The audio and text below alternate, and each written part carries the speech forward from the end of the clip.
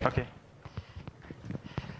Okay, so for this last lecture on random scaling limits of random planar quadrangulations, I want to, try to continue to enumerate the list of things that we know about any limit, of planar quadrangulations or, along subsequences. Okay, so.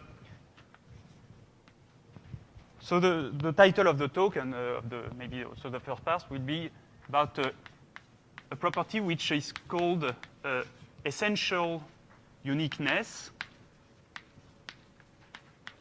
of geodesics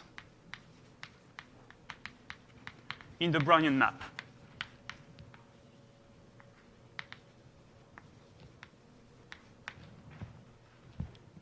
So, well, first of all, let us recall that the Brownian map is defined as a certain quotient of 0, 1 according to a certain relation. I'm not going to explain again how we obtain this relation because I won't need it in this talk. Okay, so this is the Brownian map.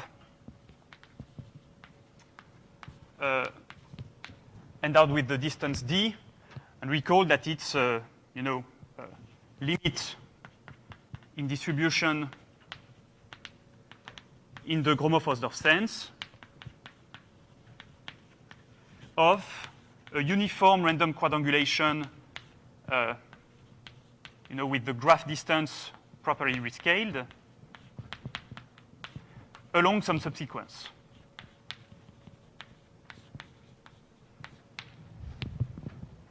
Okay? So this is, in a sense, a definition of what a Brownian map is. And, well, the first thing that I want to stress is that, okay, last time we proved that M is actually almost surely homeomorphic to the two-dimensional sphere, but in fact we prove a little more. We proved also that the limit M has to be what we call geodesic space. Okay, it's a space in which you have minimizing geodesic paths. Okay, so why is that true? Well, recall that the set M geo was the set of XD geodesic metric spaces.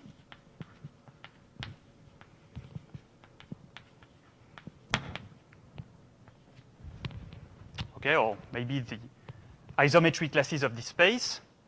And I stated the fact that if you consider the distance, the Gromov-Hausdorff distance on it, then this is a closed subspace. This is closed in the space, so MD of, okay, so of course this is all compact. So of compact metric spaces.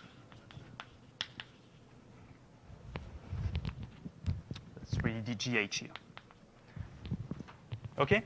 So it's a closed space, and we saw how to actually construct, a geodesic metric space which is close to that space in the Gromov-Hausdorff sense. If you remember, it was just taking the quadrangulation and putting say, cubic caps on every face of the quadrangulation. Okay? But of course, we could do it in many different ways. It was just one way of doing this.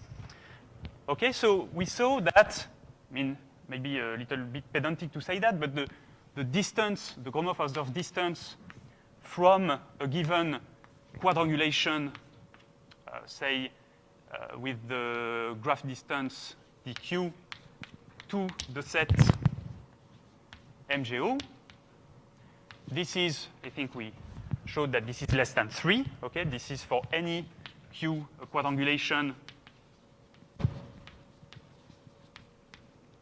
And this is what we've seen last time.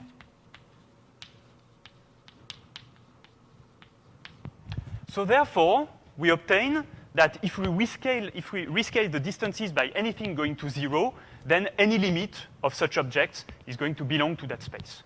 Okay, so this implies, in particular, so maybe I should state as a proposition, it's a very simple proposition, saying that almost surely the space MD belongs to the set of geodesic metric spaces. Okay?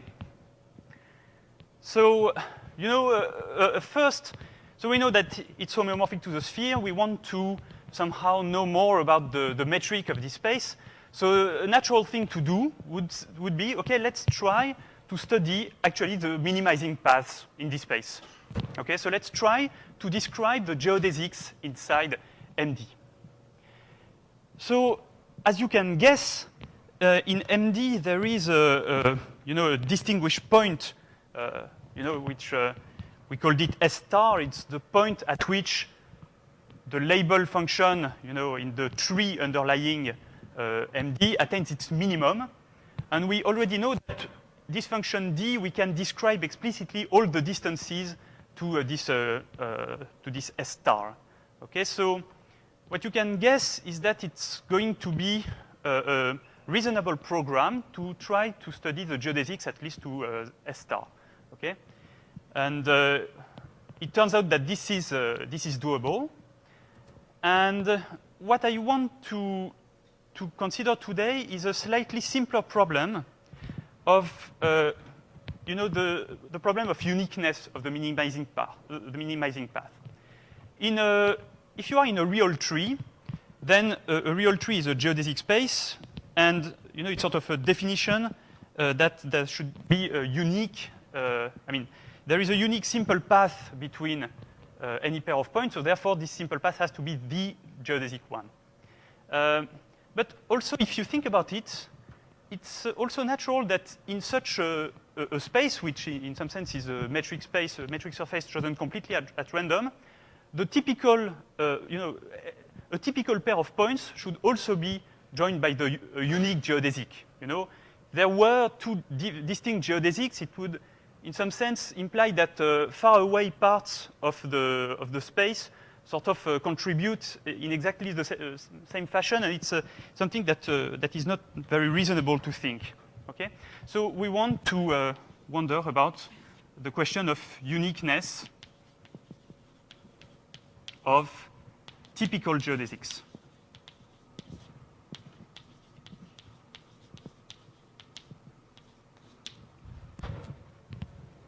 So what do I mean by typical? Well, we have, in fact, a natural, so typical could be in a topological sense, but we have, in fact, a natural measure on the space M. So if you remember that, M was defined as a quotient of 0, 1, so under the canonical projection P, then we can define the volume measure. I think it was the name that Jean-François gave to this, which is the push forward by P of the Lebesgue measure on 0, 1. Okay, so let's call that the volume measure.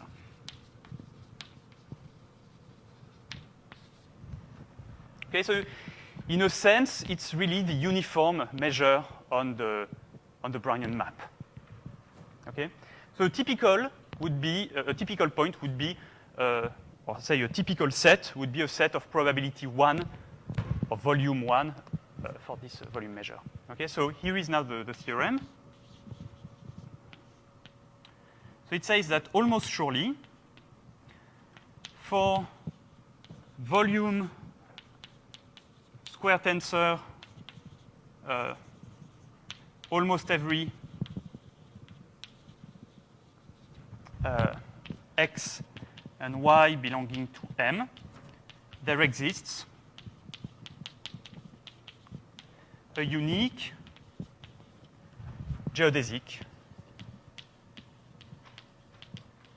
from X to Y.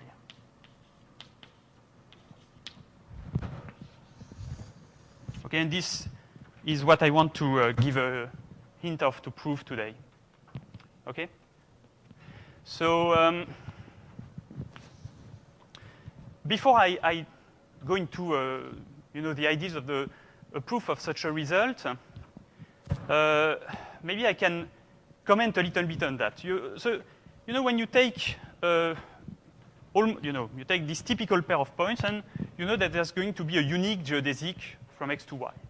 But of course, what you can do also is to say, well, let us take X at, we have a realization of the map.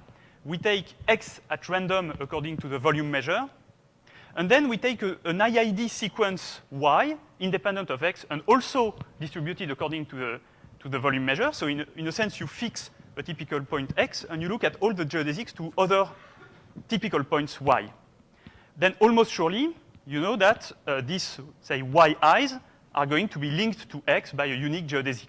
Okay, so automatically, from this, you obtain that if you fix a typical base point in M, chosen according to this measure, then you will have a dense set of points in the map which are linked to x by a unique geodesic.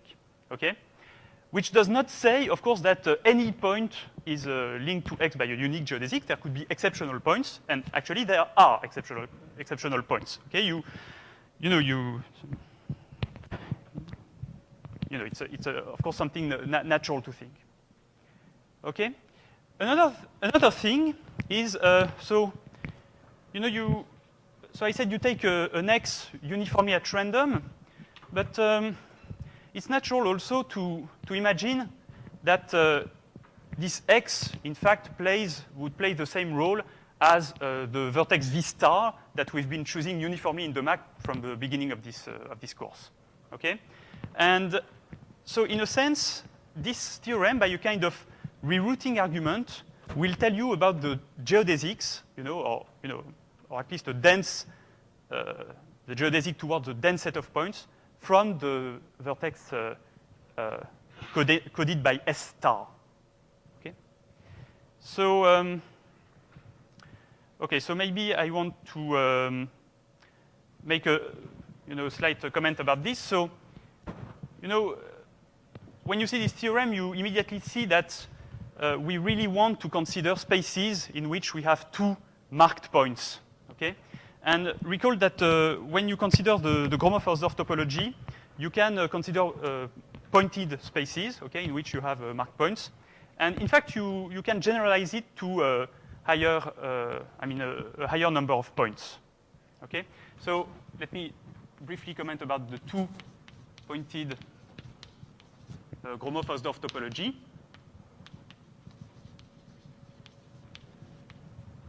So we call a two-pointed space, or metric space, so is a metric space XD, okay, compact, of course, and with two distinguished points, x1 and x2, belonging to x. Okay? And it's natural to consider a variant of the Gromov-Hausdorff distance between two points in space by letting, so dgh, I will put an exponent 2 here, between x, d, x1, x2, and y, say d prime, y1, y2, to be, well, it's going to be, as usual, half of the infimum of all distortions of correspondences between x and y. Okay, so this is R, a correspondence between x and y. Between x and y. Only I will ask that the base points here, x1 and y1 and x2 and y2, belong to R.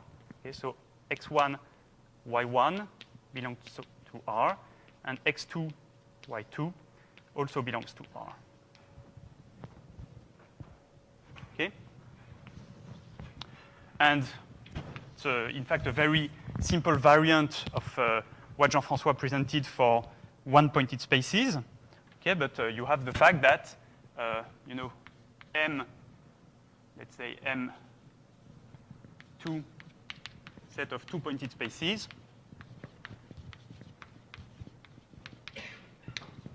with the Gromov-Hausdorff, the two-pointed Gromov-Hausdorff distance is a metric space. So it's actually a Polish space.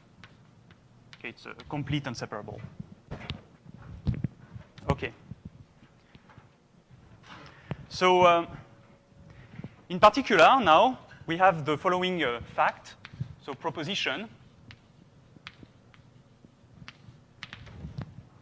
So I'm going to assume that I have the convergence along nk. So we have the convergence of v qn n to the minus 1/4, so that would be 8/9 dqn to md, okay, let's say in distribution. And so this is not really part of the proposition, it's the setting. And it turns out that this implies that if v star and v double star are uniform in v of qn, okay, so conditionally on qn, I'm not repeating that. And if x1, x2 are independent and distributed according to the volume measure on M, okay, then I have the convergence in distribution of VQN 9/8n to the 1/4 dQn V star V double star in distribution for the Gromov-Hausdorff topology on two-pointed spaces along nk towards the Brownian map pointed at x1 and x2. Okay, so this proposition sort of motivates the fact that when you take a random point according to the volume measure, you are really doing nothing but actually choosing uniform random points in the map. Okay, it's really the continuous analog of this. Okay. So in particular, I mean, if you think about how we can construct V star according to the Schaeffer bijection, okay, you immediately obtain that in the statement you could replace here this x1 by the point x star, okay, which is defined as the projection of the time, the unique time S star, where I recall that S star is such that Z of S star is equal to the minimum label.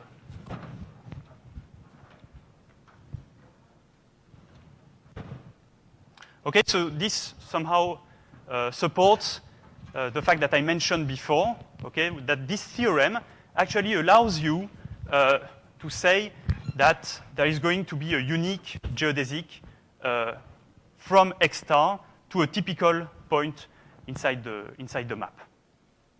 Okay? So now what is okay, so let me talk briefly about the strategy of the proof of the theorem and then make a couple of comments.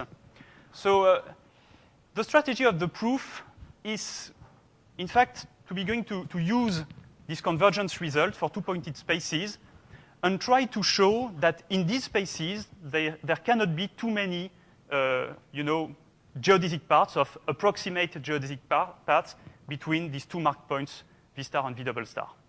Okay, and if we know that, at least intuitively, it should hold that this result is going to propagate to this space. So this not goes without problems. Okay, we want to show that in the limit, x1 and x2 are joined by a unique geodesic almost surely. But it could very well happen, that in this picture here we have, say, here geodesics are never unique, okay? But we could imagine that they form a very, the set of geodesics form a very thin set that eventually degenerates to a line. But there could also happen that paths that are not geodesics in this space eventually become geodesics in the limit. Okay, if this typically is almost a geodesic, but plus a little O of n to the 1/4 steps, okay, this is going to become a geodesic. So we'll have to be a little careful about how we use this convergence. Okay. Okay. So just to finish this introductory section, so a couple of comments. So it is actually it is in fact possible to describe all the geodesics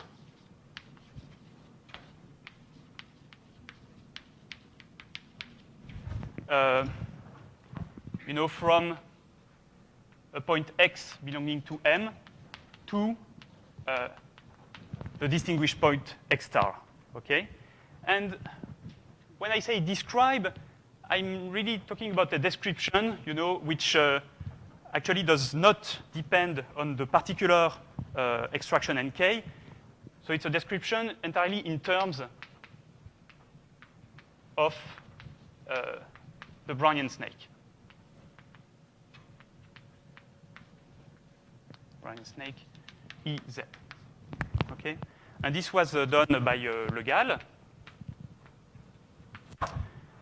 And sort of, you could think about this property about the uniqueness of geodesics as a starting point to get this result. Okay? In some sense, you have a big set of points from which the geodesics to X star are unique, and from this set of points, you try to capture from this set of geodesics, you try to capture all the ones that you've missed.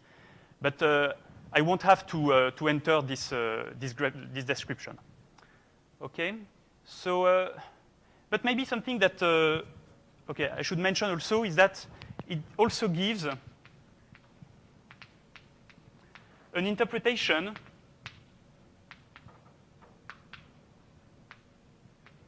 of the tree TE.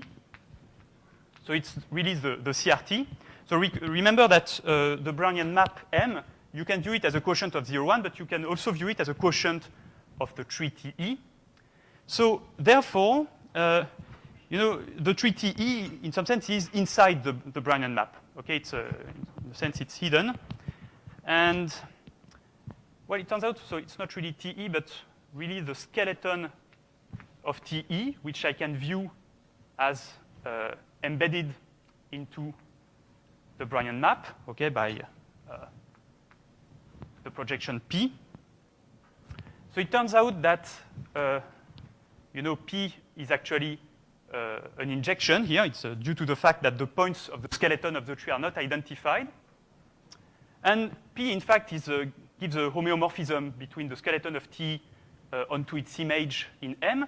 So in a sense, you should see the skeleton of the tree TE as being an embedding of T inside the Brownian map. Okay, so it lies here and it has no self-intersection. Okay, the points on the skeleton are not identified. But of course, you have leaves that become eventually identified. Okay, and the idea is that, so I didn't finish my sentence here, gives an interpretation of the skeleton as the so-called cut locus from the point X star. So this is the set of points from which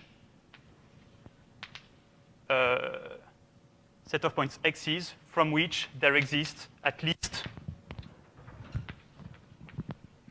two distinct geodesics to X star. Okay, so X star is lying somewhere here. And it turns out that, so I won't give the construction, but it turns out that if you take a point on the skeleton of the tree, then you can build explicitly, at least two geodesics going to X star. And you can do it exactly for every point of the skeleton of the map. Okay, so it's of course a spectacular result because it tells you that the CRT TE, you can really view it as a geometric object, depending on the Brownian map. It's not an artificial object that just comes out of nowhere and we take a quotient and update the Brownian map. It's actually a kind of a geometric locus of the Brownian map. Okay, so this is just a comment. I won't have time to enter the details of this.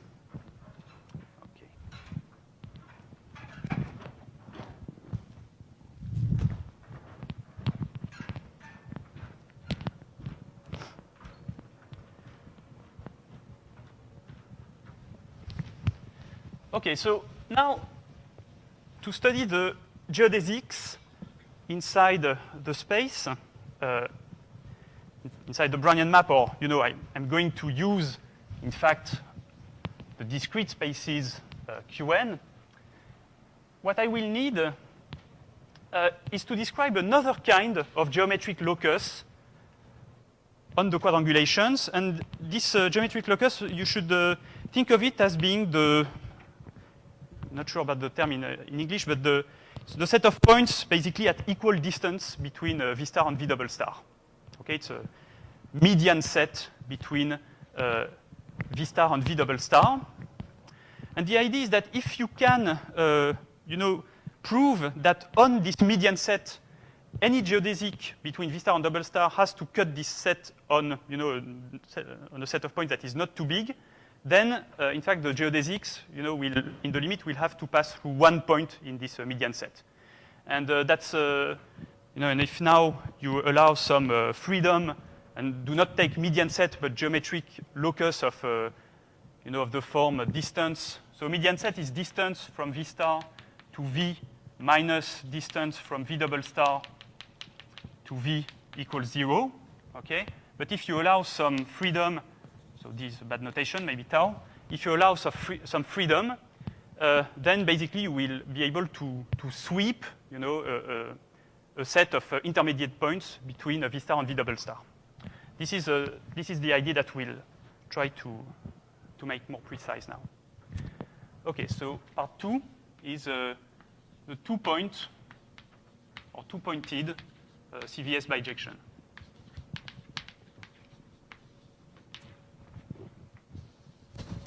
So the idea is that, so it's also a comment that I could make on the geometric locus over there, on the locus over there. So, you know, what is actually the Schaeffer bijection doing for you? In a sense, you know, remember that the CRT here is really the scaling limit of the trees Tn, okay, that allow to construct, you know, Tn uniform in the set of labeled trees. Okay, so in fact, if you remember the Schaeffer construction on its inverse, you can actually view already, so I won't describe that into detail, but you can actually view Tn as being already a kind of cut locus. Of course, in a quadrangulation, you have many geodesics between any pair of points, because basically if you go along a square, okay, you have always at least two choices. But if you think about the way that the Schaeffer bijection works, well, remember that, you know, if this vertex, say, is at a certain distance L from the origin, and this one are distance L plus 1, and this one is at distance L plus 2, so somehow L, so I'm just waving hands here, okay? L is really the distance to the point V star, and you know that the Schaeffer bijection gives you a recipe for constructing the tree Tn out of these squares. Well, you can actually view this Tn also as a kind of way that the balls in the map fold on themselves. So it's also in a way a kind of cut locus for the balls, you know, originating from X star. So now the idea of the two-pointed bijection over there is going to take, in fact, 2 points, X star and X double star, and grow at the same time the balls starting from X star and X double star until they meet. So in some sense, we are going to inject water in the map from these two sources, and we'll try to see at the way that the two, you know, the two wet parts of the map are going to interact, okay, and are going to meet. Okay, so if you think about this informal description, then you immediately see that in the end, you know, you will really have two stains of water, and therefore, when you try to do a Schaeffer construction, you will not obtain a tree anymore, but you will obtain something with two faces, each corresponding to one stain of water. So this is, you know, very rough motivation of the ideas. So let Tn2 be the set of rooted maps, which I will call M, which are unicyclic, so with two faces.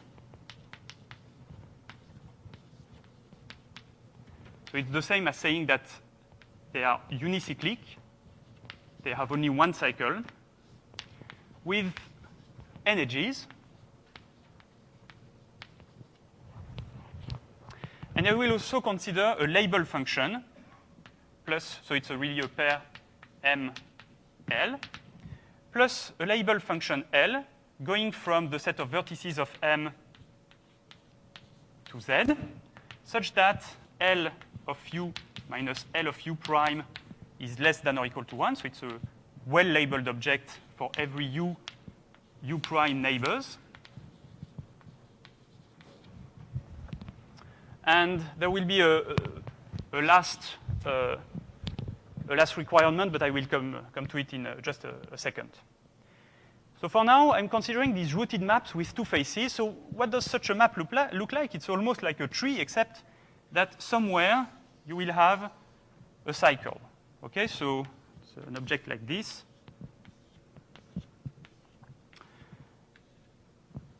And on this cycle, you have trees that are branching. Okay, so this is just a rough symbol for a tree. So for something like that, for instance.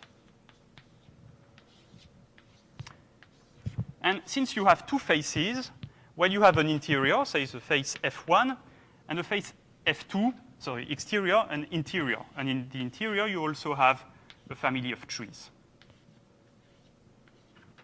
Okay, so this is somehow the general shape of a unicyclic map. You could also see it, for instance, by cutting the cycle as a tree in which you have identified or put an extra link between two vertices. Okay, so it does not complete the description here because this object should be rooted. Okay, so somewhere I have an oriented edge. It does not have to be on the cycle, of course. It can be anywhere. And it turns out that this oriented edge determines what I call the base tree. Okay, so this is the root. And this is going to be the base tree. Okay? And this base tree, it's rooted now on the cycle at a certain vertex, okay, which I call the base vertex.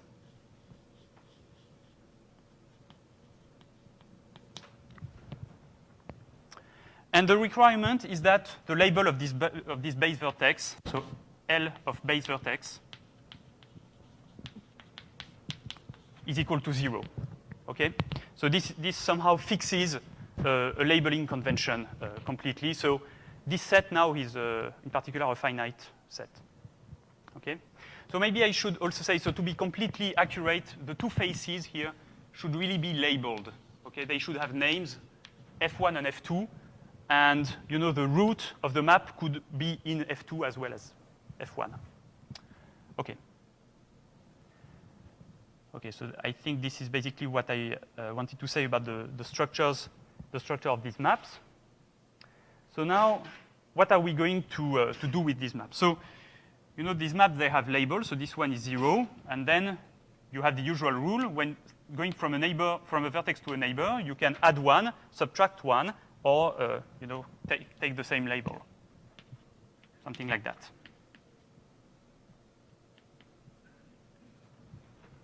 And then, of course, you have labels inside the tree. So say 0, 1, 0, 1, 2, 1, 0, minus 1. Okay, so this is an example, and I didn't finish the picture here. So now, on this on this map with two faces, I'm going to perform exactly the same as the CVS construction, okay? Meaning that, inside each face, so each of the two faces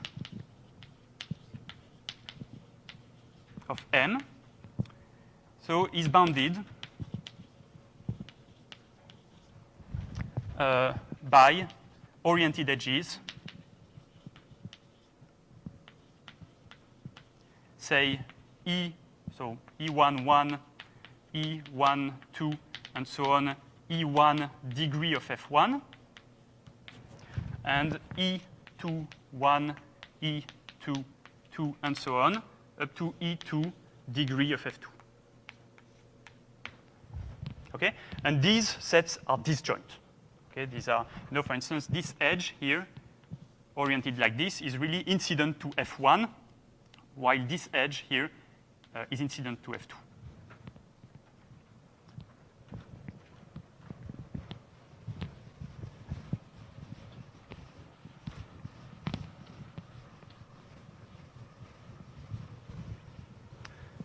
So what we do now is we define the following. So let us add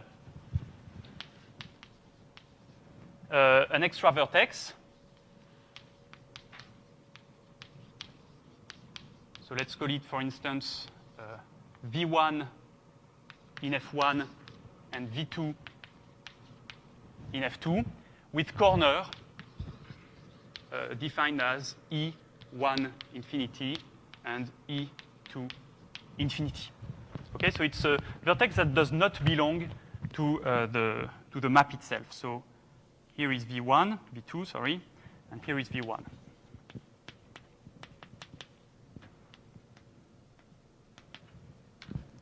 And then we can perform, the usual trick, saying that for E, an oriented edge of M, we let the successor of E be the next, so this will be the next corner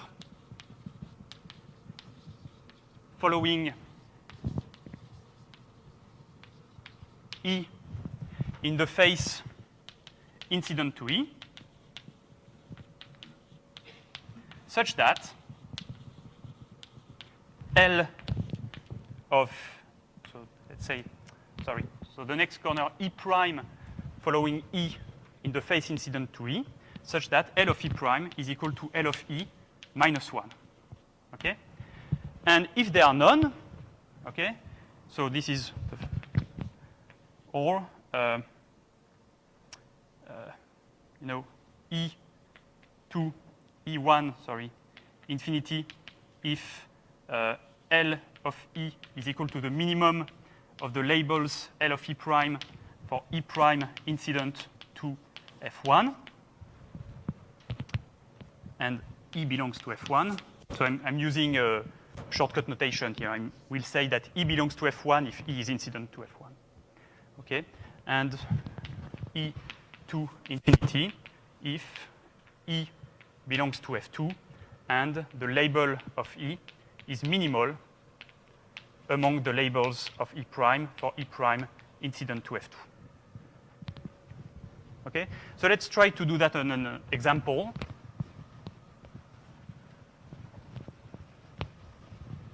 I mean, to see what it means on an example.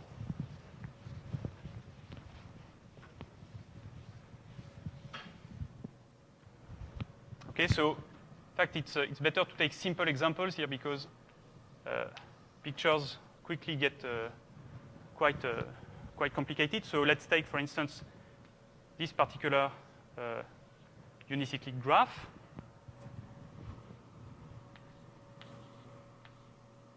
Something like this. So let's say 0, 0, maybe minus 1. Let's say 0 here as well. Then I can have minus 2, 0, say 1, minus 1.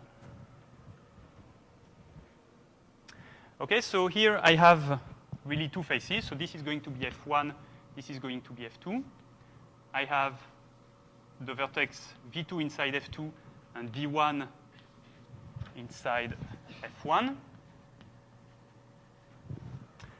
And what I do is, so for instance, if I go around the face F2, so these are the edges incident to the face F2, Then starting from every vertex, I will find the next corner with label which is strictly less than that. So the successor of this one is going to be this -1. This -1 here has minimal label inside this space, so it's going to be connected to V2, okay? And so on.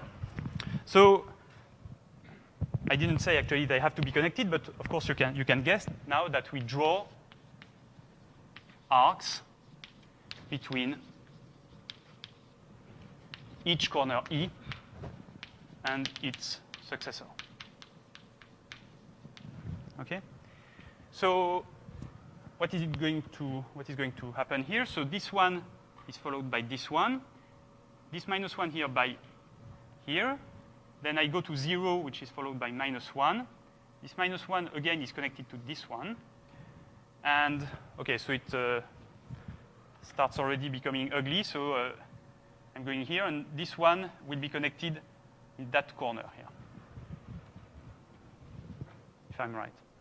And on the other hand, if you look at now the face F1, so it has to be explorated in such a way that the incident edges, the face F1 should be to the left of the incident edges. Okay, you have something like that. And then, for instance, the successor of this 0 is going to be this -1 there. This 0 is going to be linked to this -1, -1 to -2. Here I have a minimal vertex, so of course I haven't been too clever to put my V1 here. Should have put it here. So this -2 is minimal inside the exterior face, so it's linked there, and so on. Okay, so this -1 is going to make a turn and be connected to -2, so I won't write it. Okay? So in the end, we end up with a graph, an embedded graph, which is actually a map. So I'm stating already maybe non-trivial results here, but we end up with a map, which is a quadrangulation, so Q, which is an element of Qn, but we actually have more structure into this map because we have really two distinguished points, okay? Plus two distinguished vertices, V1 and V2. Okay, so when I say end up, it's really the graph of arcs excluding the edges of the initial map. Okay, it's really the same as the Schaeffer bijection, except that I have two faces, so it's I end up with something a little different here.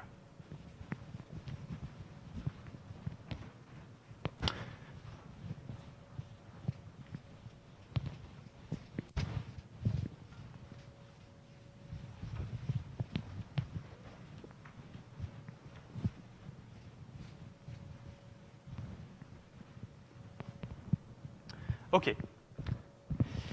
So, in fact, here, okay, let's assume that V1 here has a label which is -3. Okay, it's quite natural to make this assumption with the notations we have up to now. So L of Vi is going to be the mean of the labels of the corners E incident to the face Fi, -1 for I belonging to 1, 2. So what are the properties of this construction? Okay, for now there is no bijection whatsoever here, but we have a construction starting from the white graph. We end up with this orange graph. Well, the first thing is that it shares some properties of with the CVS bijection. The first one being that, so you will note that if V is a vertex such that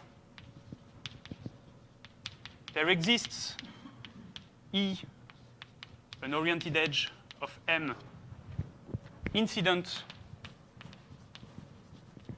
to V, meaning that the origin of E is equal to V, and E incident to the face Fi. Then the claim is that the distance, the graph distance in Q between Vi and V is equal to the label of V minus the minimal label of U for U incident to Fi plus 1. Okay, so it's actually a proposition. So, you know, in the Schaeffer bijection, the exact same statement was true, except that we had only one face, so we didn't have to make this sort of restriction in the minimum here, and Vi was replaced by the extra vertex that we added. But now we have two added vertices. Okay, so this is saying that the properties of the Schaeffer bijection for trees, they are going to remain true, but sort of locally. Okay, they are going to remain true, but only for only if we want to study the distances between vertices inside the given face to the extra mark point inside the face. Okay. Okay. So why is that true? So I will not actually prove it. It's really a generalization of the argument for the CVS bijection. So what was this argument? Well, it was first the fact that the labels differ by exactly 1 in absolute value between two vertices linked by an arc.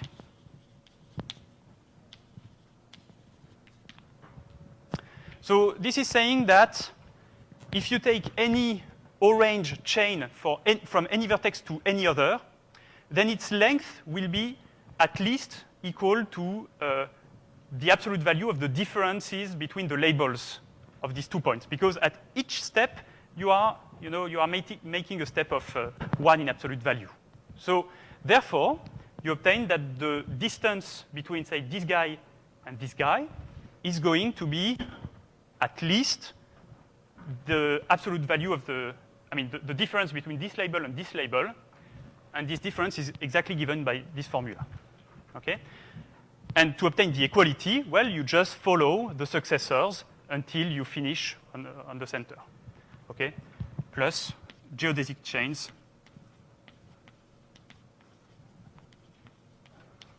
are given by successors, meaning going from E to S of E to S squared of E and so on, until you end up at EI infinity for I corresponding to the index of the face containing E.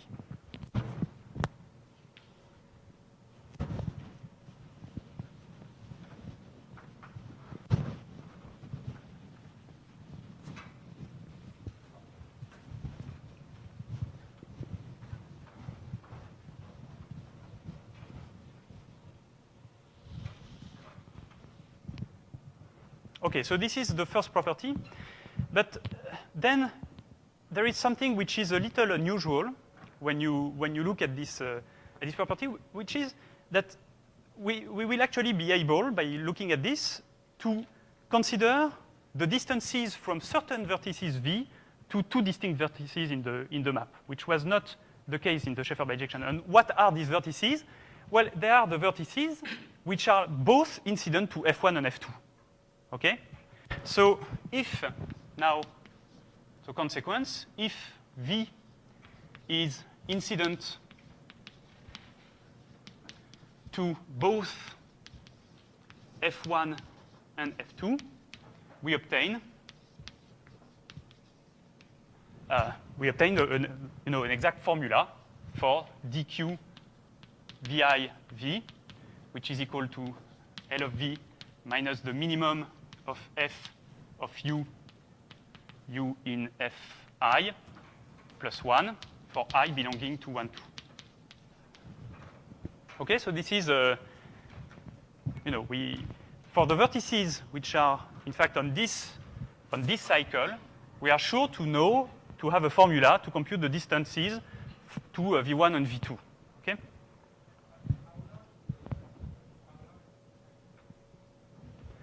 I'll come to that later. For now, there is no randomness. Okay? I'm describing something which, in the end, will be a bijection. Okay? And, yeah, I'll come to that later. Okay.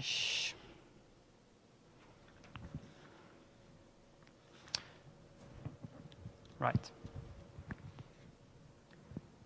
Okay, so for now I didn't say, I didn't, well, I used the word bijection, but I didn't write any proper statement on the blackboard because it turns out that, well, you could think something like, well, you start from an element of Tn2, you perform the Schaeffer bijection, and you obtain, a quadrangulation with two distinguished vertices, and that's it. You obtain the correspondence between quadrangulations with two distinguished vertices and this set of unicyclic map. Except that, when you look at this picture, this does not sound reasonable because, what are the labels? What do they represent? So we know that they represent distances to V1 and V2, but you see, for instance, that the vertices that lie on this set, they are not the ones that are at equal distance, say, from V1 and V2. So there is actually another parameter which has to play a role here. And this parameter, which I call tau, is given, so let tau be equal to L of V1 minus L of V2. Okay, and for a reason that will appear later, I will call it the delay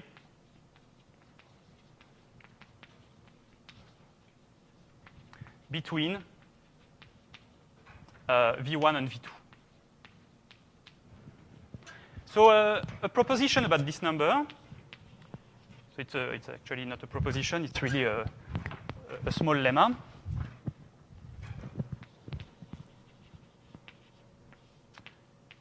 Well, first of all, the absolute value of tau, so it does not have to be positive, okay? It's or non-negative. So the absolute value of tau is strictly less than the graph distance between V1 and V2.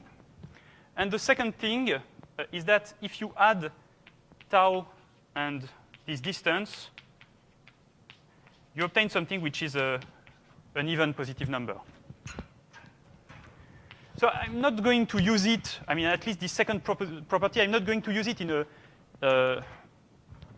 in a decisive way, but I mean, still this property is true, and I want to explain you why. So the proof is the following. So let us consider a geodesic chain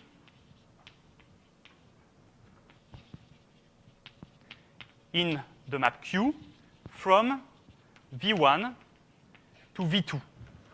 Okay? So it's a geodesic chain. It uses only the orange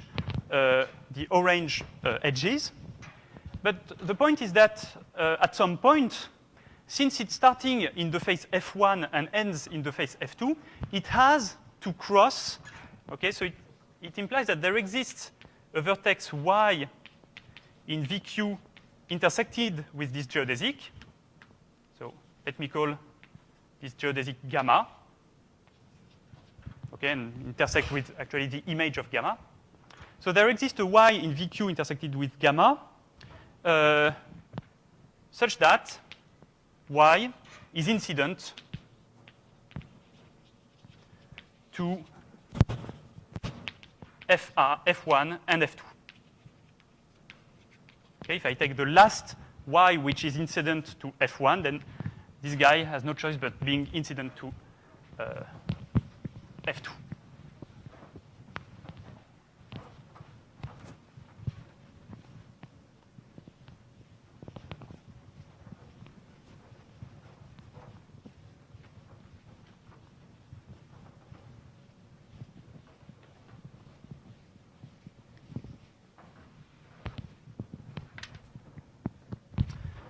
Okay, so you have this vertex Y, which is incident to F1 and F2. So therefore, this formula has to hold.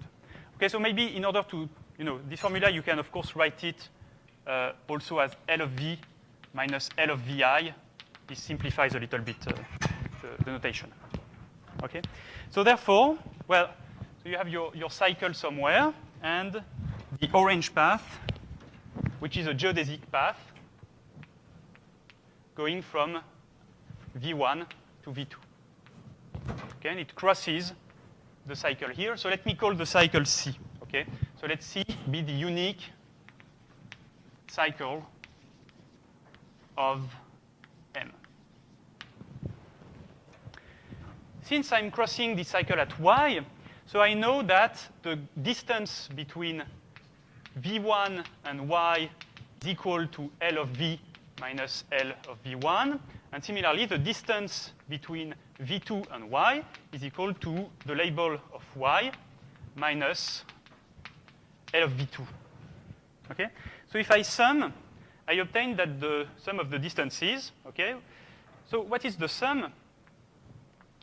Well, Y is on a geodesic path. So therefore, this length plus this length is equal to the graph distance. So dq of V1 and V2 is equal to 2 times Ly minus L of V1 minus L of V2. Okay?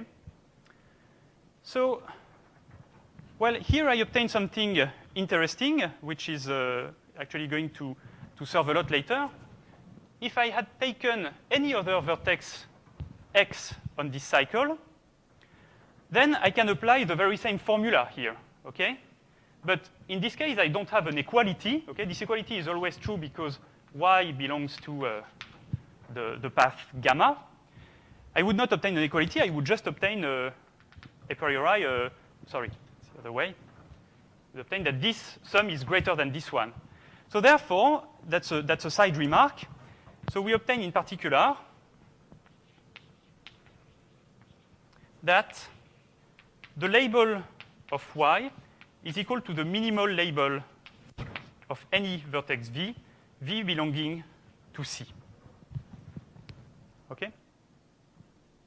Again, because you know, if x was any other vertex, I have these very same formulas, but when I sum, I obtain a greater or equal sign. Okay, so therefore, L of x has to be larger than L of y. Okay, that's the first thing. And second, well, we also know, okay, so that's a side remark which is going to serve a lot later, but a second thing, of course, is that we know that L of Vi is strictly less than L of V for any V incident to Fi. Okay, just by definition of Vi, I mean, you know, the label of Vi has to be the smallest label inside Fi minus 1. Okay, so therefore, this is true. And we obtain, since Y is incident to both F1 and F2, we obtain that this is, so we obtain that dq of V1, V2 has to be strictly larger than L of V1 minus L of V2. And similarly, it has to be also strictly larger. So here I'm using the fact that Y is incident to F1, and by using the opposite, I mean the fact that it's incident to V2, I obtain this. Okay, so therefore, this has to be strictly more than the absolute value of tau. So this is tau, and this is minus tau.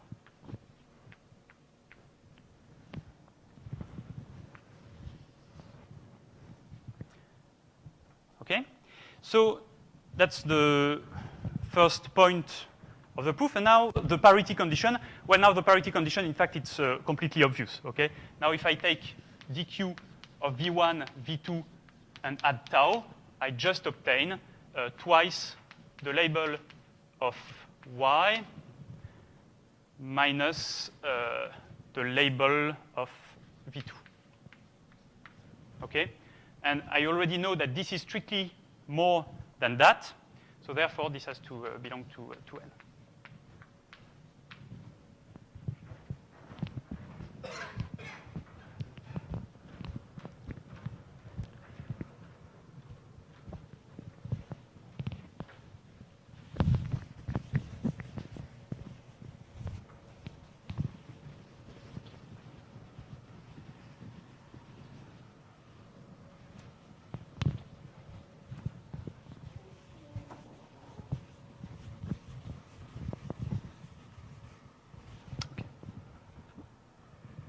Okay, so a side remark. So maybe I should use a kind of cyclic order at some point. Okay. So maybe should write it in a other corner of the blackboard. So side remark.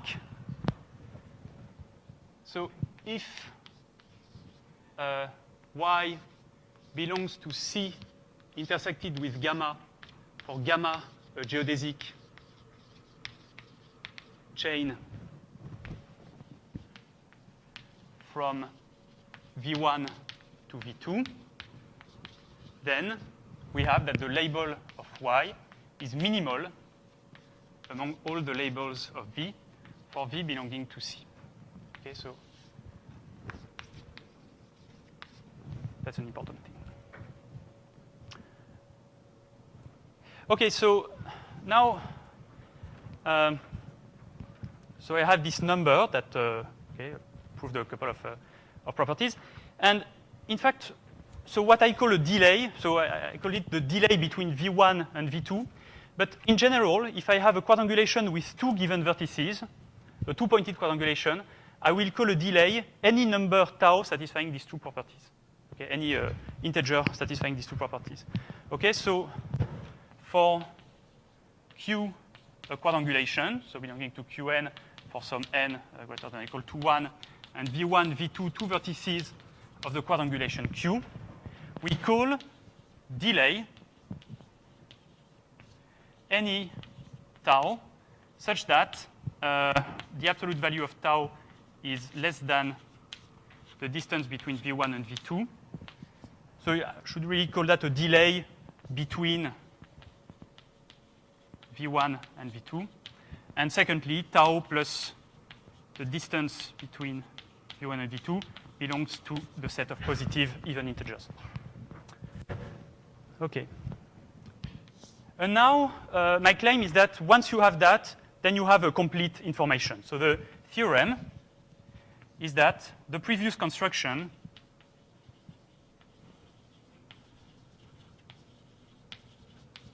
is a bijection between T n2 and the set, let me call it Qn2 of, that's going to be a 4 tuple. So it's a QV1, V2, and tau, where Q is a quadrangulation which is rooted. V1, V2 are vertices of Q, and tau is a delay.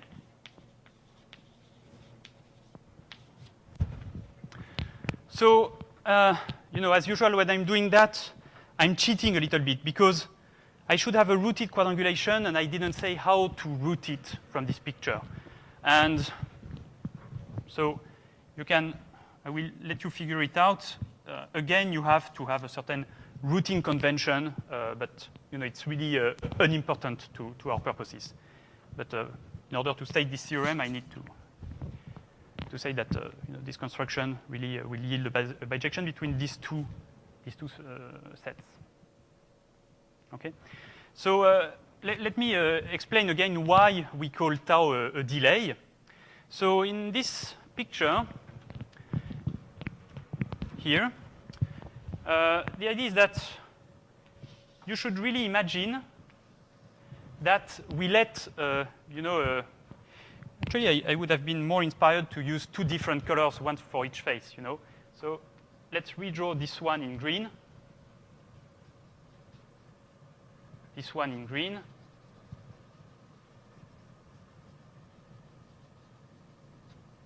and this one as well.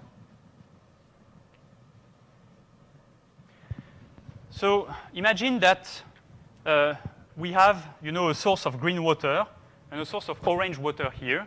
And, we decide to let this site open, at a certain time. So we actually let it flow from the time -3 on. Okay, so we've been waiting for a very long time from -infinity, and then at time -3, suddenly this guy begins to flow in this network. Okay, and so it starts to flow. So it has time 1 to arrive here. But at time -2, precisely, this one begins to flow as well. Okay? So that explains why I'm calling tau the delay between the two, because tau is just the difference between these two labels. So it's really the time that I have to wait between the starting of these flowings. Okay? And so you know, it's easy to be convinced that what is important in this construction is really the difference between you know, these starting points rather than the actual value of the times at which you begin to flow. These actual values, they are fixed, in fact, by the convention that the label of the base vertex should be equal to 0. So in a sense, when you fix this convention and tau, you define uniquely you know, these times here. But you know, if we didn't have this convention on L, we could really define everything up to an additive constant. Okay? So we flow this green and orange flow, and what's happening is that, in a sense, we perform the Schaeffer construction until the green and orange flow block each other. They meet, and then they stop. Okay? So that's basically the idea. And what happens in the end is that the sort of set of edges at which the two flows are meeting are going to give you exactly this cycle here. Okay? So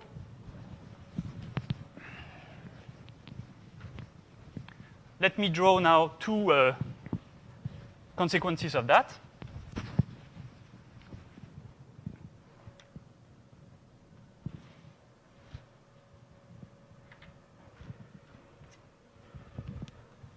Okay, so the first thing, the proposition,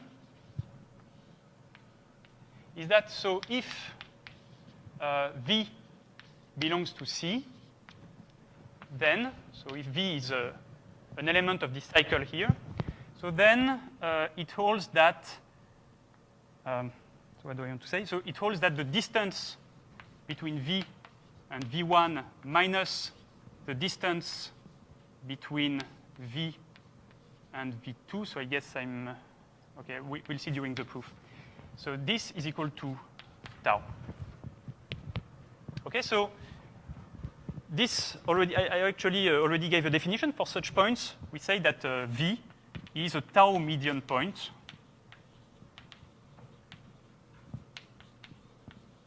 between V1 and V2. Again, this definition actually could hold for any, say, geodesic metric space. And the proof, well, the proof is immediate. Okay, we have that this first distance here,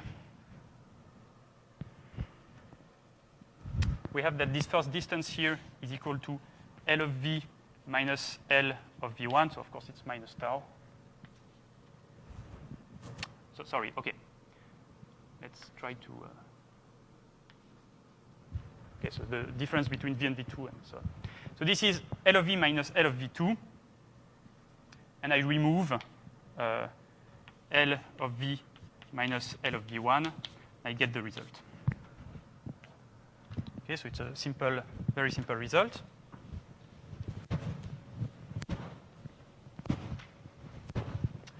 So you have to be a little careful about this result because it does not mean actually that all the tau median points are the vertices of the cycle C. It can happen that some vertices not in C are also tau median points. But the point is that, so it's a side remark. If V belongs to the set of tau median points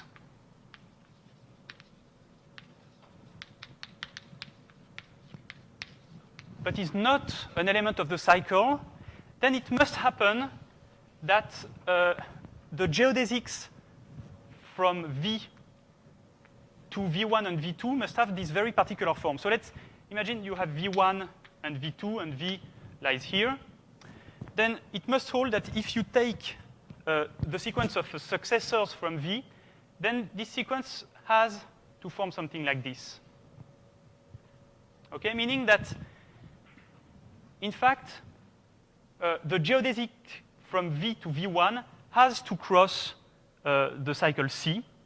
And the geodesic from V to V2 has to start in this same way. Okay, so I'm not going to prove this. It's quite easy to be convinced about that.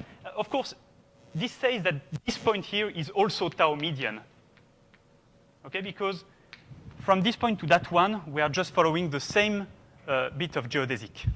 Okay, so it can happen that some vertices not in the cycle are also tau median, but in that case, I can always associate them with a tau median element of the cycle C.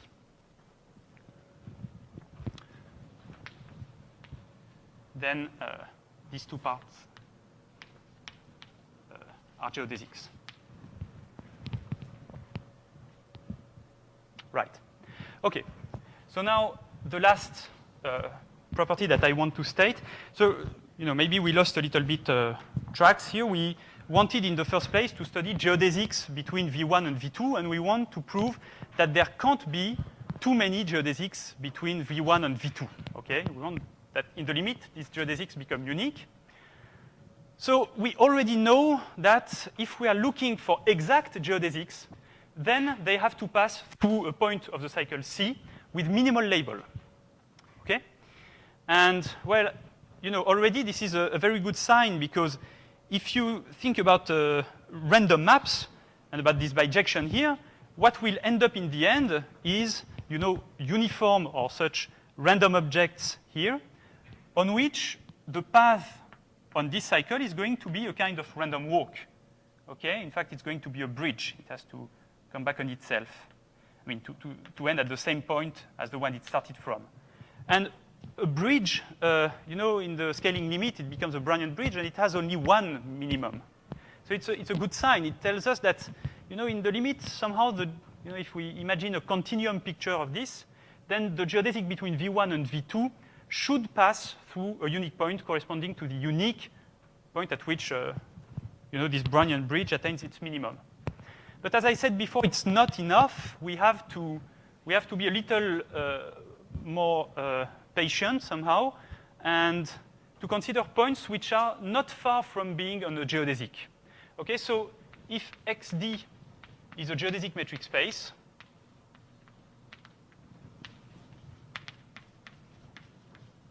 so if X and Y belong to X, and tau belongs to minus dxy dxy. So we say that Z is tau median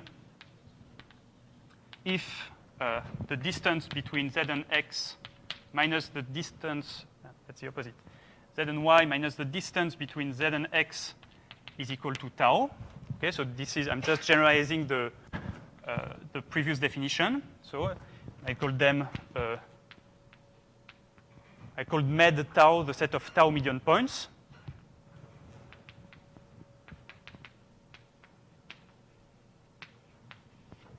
And second, I will say that Z is delta quasi-geodesic between, so it's not a very good notation. Should say it is on a quasi-geodesic, but okay, never mind. So delta quasi-geodesic between X and Y. If, well, the reverse of the triangular inequality is almost true, up to delta. So d of xz plus d of zy is less than d of xy, except that I allow myself to have a little error here. Okay? So a zero quasi-geodesic point is just a point lying on a geodesic from x to y. Okay?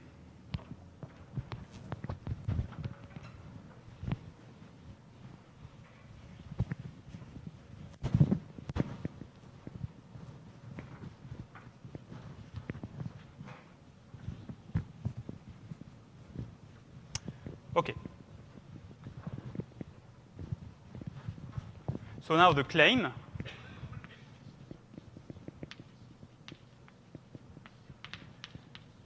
Let V be an element of C intersected with the set, so I will call the set of points delta quasi-geodesic.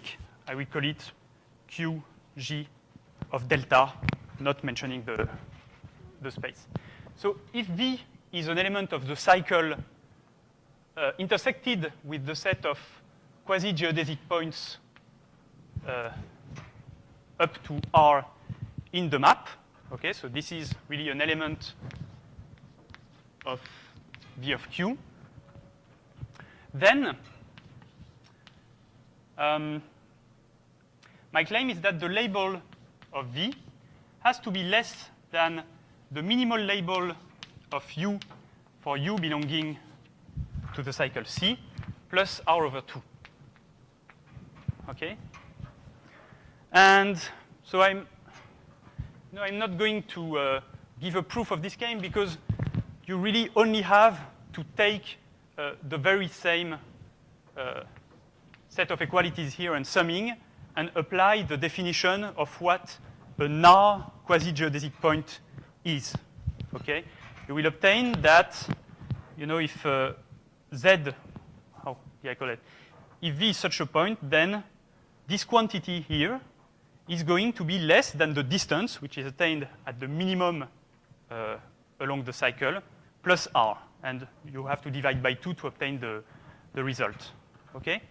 So this is telling me that in the quadrangulation, if I want to look at the set of points on the cycle which are quasi-geodesic between X and Y, okay, so they are linked by almost 2 pieces of geodesic, except that I allow myself to have a walk around for some time.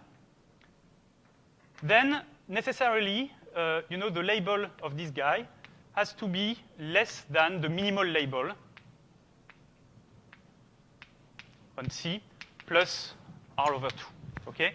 So again, the idea is that if you imagine random walks here, and if R is not too big, then certainly these points should be quite close, okay?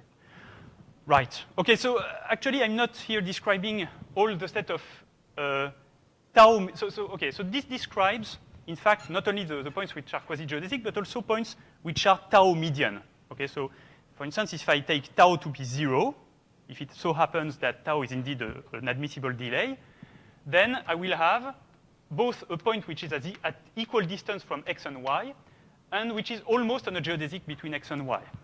Okay? But also recall that it's always possible that you have also these annoying tau median points here. But the point is that they, if you want still them to be quasi-geodesic points, then they cannot go too far, of course, okay, without violating the R quasi-geodesic condition.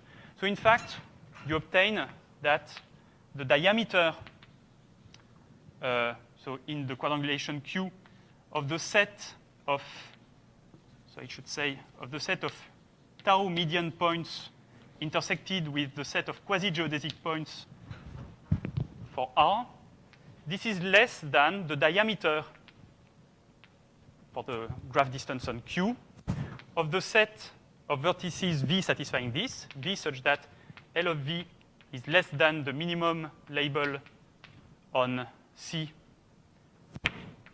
plus R over 2.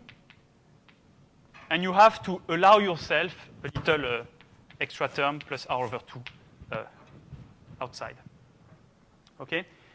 So this gives you a bound, on the diameter of the set of points which are tau median and which are almost on a geodesic between X and Y.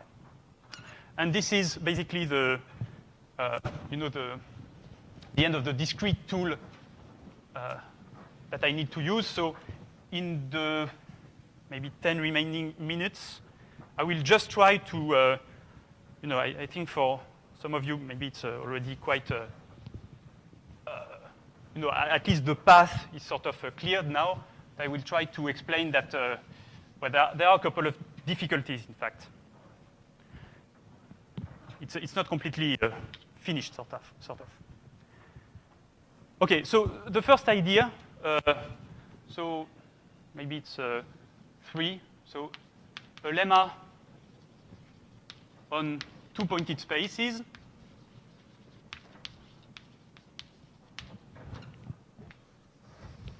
So, okay, it's really barely a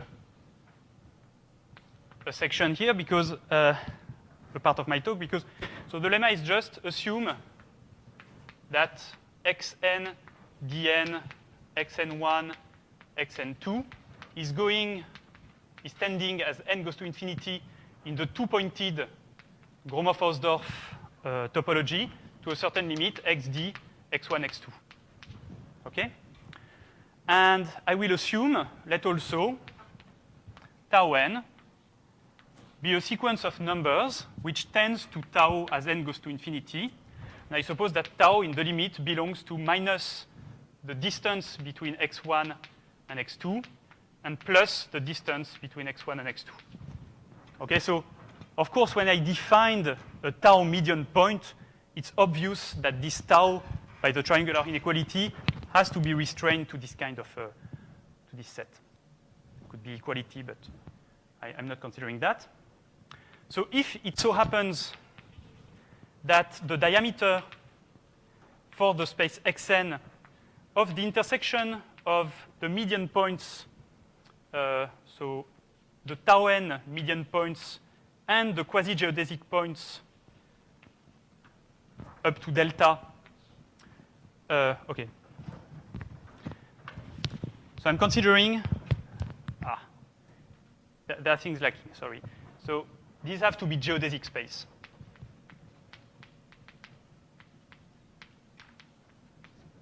Okay?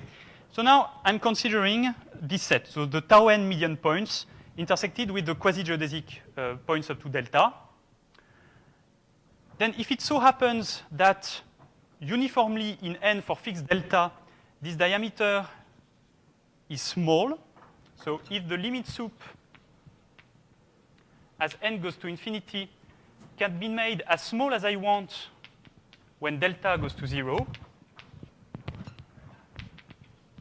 okay, then the set med tau,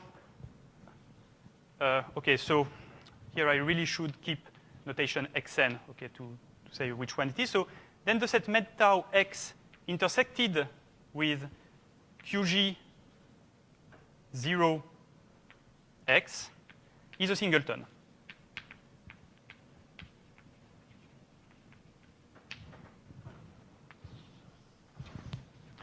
Okay, so what is qg0 of x? It's just the set of geodesics between x1 and x2. Okay? And so I'm just saying that if you have this property here, then there exists a unique point on the geodesic, on any geodesic between x1 and x2, which is also a tau median point. Okay? So somehow, now if you piece together what is written here and what is written there, you sort of understand that what we should show is that these quantities here should be made as small as possible, at least for sufficiently enough values of tau. Okay? Of course, if you want to show that you have a unique geodesic, well, you should show this kind of things for maybe not all theta, for all taus. You can show it only for a countable number of taus or so, because geodesic paths, they are continuous. Okay?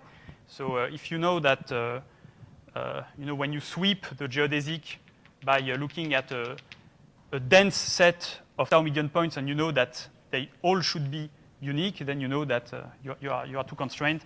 The geodesic has to pass through these points. Okay. So now, 5 minutes to conclude. I want at least to explain what happens, how we can prove this kind of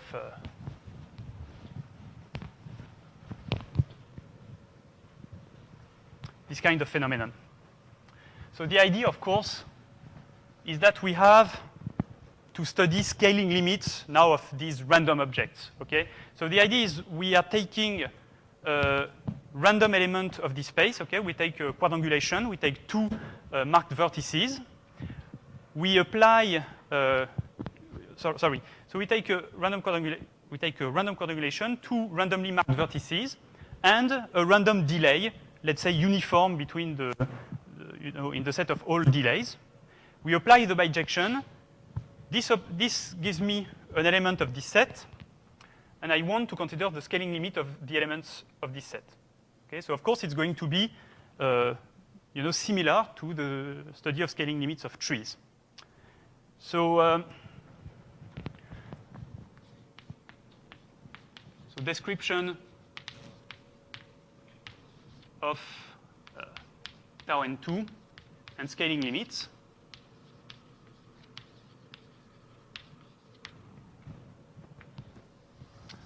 So, okay, so now I really have to be a little quick here. So we call that an element of Tn2. I can actually decompose it into two parts. The first is I have the base tree here. Okay? And in a sense, let us say that I'm not really interested in this base tree. So base tree is rooted somewhere. It has this base vertex here. And I decide just to take it away. Okay? So I have this base tree taken away. It was branching on a certain vertex here. And then I have the other vertices here. But then now, this vertex here is distinguished in some sense. So I can say, let us cut this cycle just before the root of the base tree. Then what I'm going to end up here is a tree, of course. I've broken the unique cycle. So what kind of tree is that? Well, you see, you have another tree maybe on the other side here. Then you have pairs of trees here. And here you have a pair of trees. So what you end up really with is, let's say if I root this tree at the first edge that I encounter here, what I really obtain is a rooted tree with a second distinguished vertex. Okay, this vertex here being the origin of this subtree here. So I can really decompose such an element into the base tree, say tau 0, T0 base tree.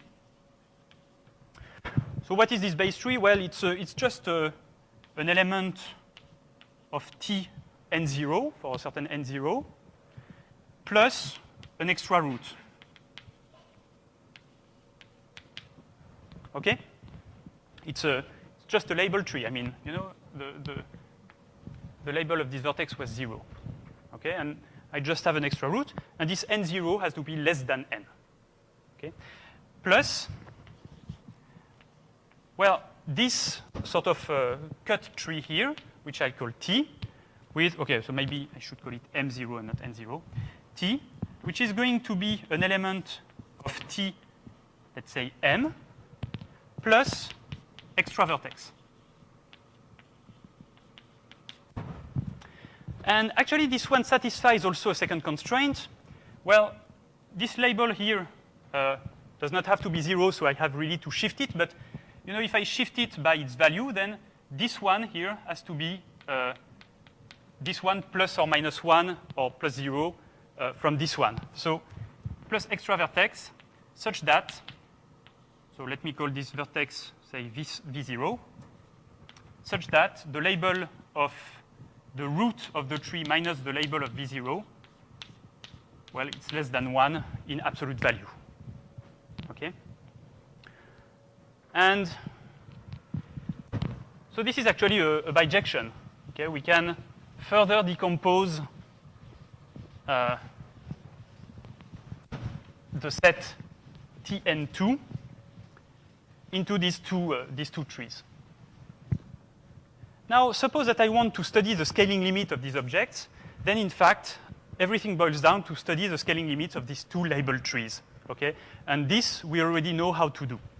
Well, almost. I mean, I didn't say how this M0 and M should be distributed. Okay? But then, okay, this basically is going to converge to a, kind of version of a Brownian tree with labels. For this one, it's slightly more complicated because you have this extra constraint here, okay? So let me really wave hands here. So T0 is really going to converge in the scale square root of 2n to a Brownian CRT, or say a Brownian snake. except that it's not going to live on the interval 0, 1. Okay, it will have a certain mass, say less than 1, which is equal to the limit of m0 divided by n. Okay, and for t, this is going to converge to a Brownian snake plus one distinguished point with label 0.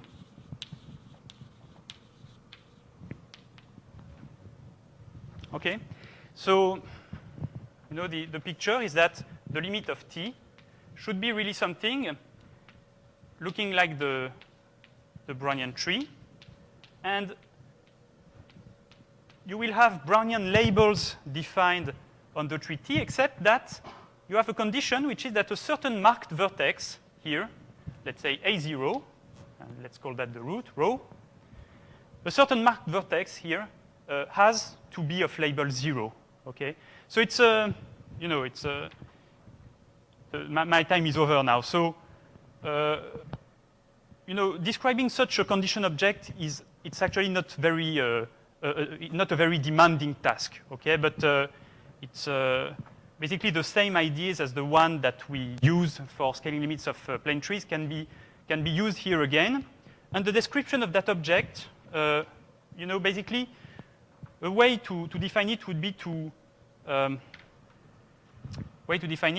take first this segment with the proper distribution and then run a Brownian bridge on it, okay, with the appropriate length, or once you've conditioned on that length. And then for the other trees, well, you have a little bit like for the Ito decomposition of the excursions, you would have to consider a kind of a Poisson repartition of trees, of excursions, branching on each side of this picture. Okay, and these ones will have labels without any constraint. Okay, you don't have to have these labels going to cycles like that. Okay, now the connection with the right side of the blackboard is just that if now we remember that this blue part here was really a description of the blue part there. Okay. And remember that we are after quasi-geodesic points, which are also median points. Okay, so we are really looking after the points which are not far from being of smallest label. Okay, so we are actually after points on this blue line with, say, A star, bad notation, AM, say, of minimal label. And there, just by the properties of the standard Brownian bridge or standard Brownian motion, we know that this AM has to be a unique element in the skeleton of this tree. Okay?